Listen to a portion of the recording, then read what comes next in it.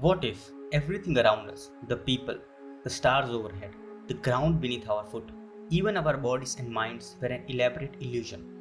What if our world were simply a hyper-realistic simulation, with all of us merely character in some kind of sophisticated video game?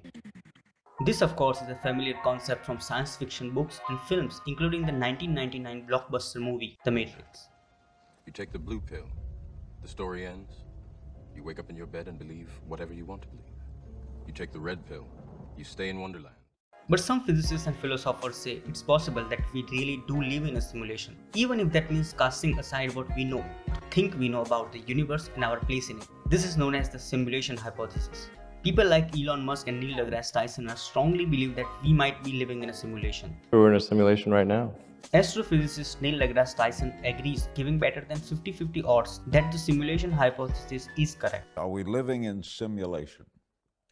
I find it hard to argue against that possibility. Physicist Frank Wilczek has argued that there is too much wasted complexity in our universe for it to be simulated. Building complexity requires energy and time. Why would a conscious and intelligent designer of realities waste so many resources into making our world more complex than it needs to be? It's a hypothetical question, but still may be needed. Others, such as physicist and science communicator Sabine Hossel-Feder, have argued that the question is not scientific anyway. Since the simulation hypothesis does not arrive at a falsifiable prediction, we cannot really test or disprove it, and hence it's not worth seriously investigating. The current assault on reality began with a 2003 paper by Nick Bostrom. In it, the University of Oxford philosopher laid down some blunt logic. If there are a long-lived technological civilization in the universe, and if they run computer simulation, there must be a huge number of simulated realities complete with artificial intelligence. Inhabitants who may have no idea they are living inside a game. Inhabitants like us, perhaps.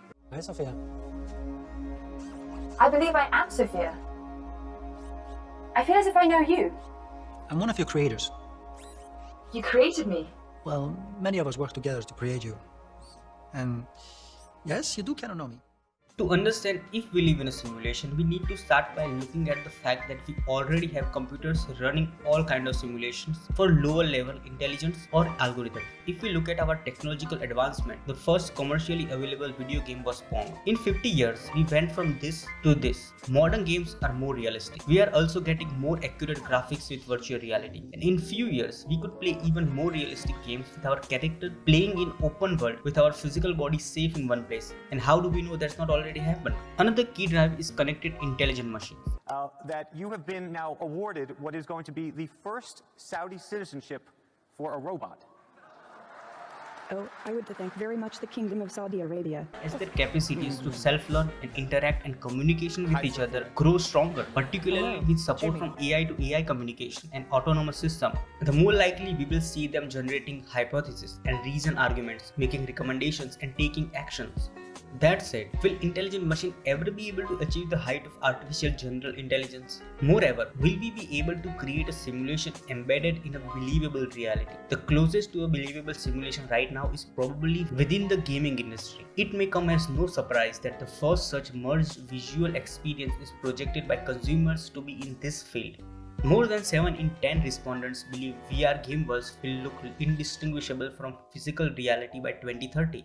Houman Ohadi, an expert on computational mathematics at the California Institute of Technology, has thought about the question. If the simulation has infinite computing power, there is no way you are going to see that you are living in a virtual reality, because it could compute whatever you want to the degree of realism you want. He says if this thing can be detected, you have to start from the principle that it has limited computational resources. Think again of a video game, many of which rely on a clever programming to minimize the computation required to construct a virtual world. In games, you don't see what is behind the mountain. Things come when you reach there. We don't have to have entire universe existing all the time. We just need enough of the universe that we see around us. In that case, the chair in front of you is empty inside. We only have uppermost layer to make us believe that that's a chair. But when you cut that chair, layers come as you go inside. And maybe that's why we cannot go faster than speed of light, because that's the limit how fast they can compute. So they put limit. If the universe is infinite, so where are the aliens? Maybe they become so technologically advanced they found how to escape simulation. Or we could be all alone in this simulation. What if we did confirm that we were living in a simulation? How would people react upon learning that our world and thoughts and emotions are nothing more than a programmer's zeros and ones? Some imagine such knowledge would disrupt our lives by upending our sense of purpose and quashing our initiative. Harvard astronomer Abraham Leob says the knowledge could even trigger social unrest. Knowing that our thoughts and deeds aren't our own could relieve us from being accountable for our actions. He says there is nothing more damaging to our social order than this notion.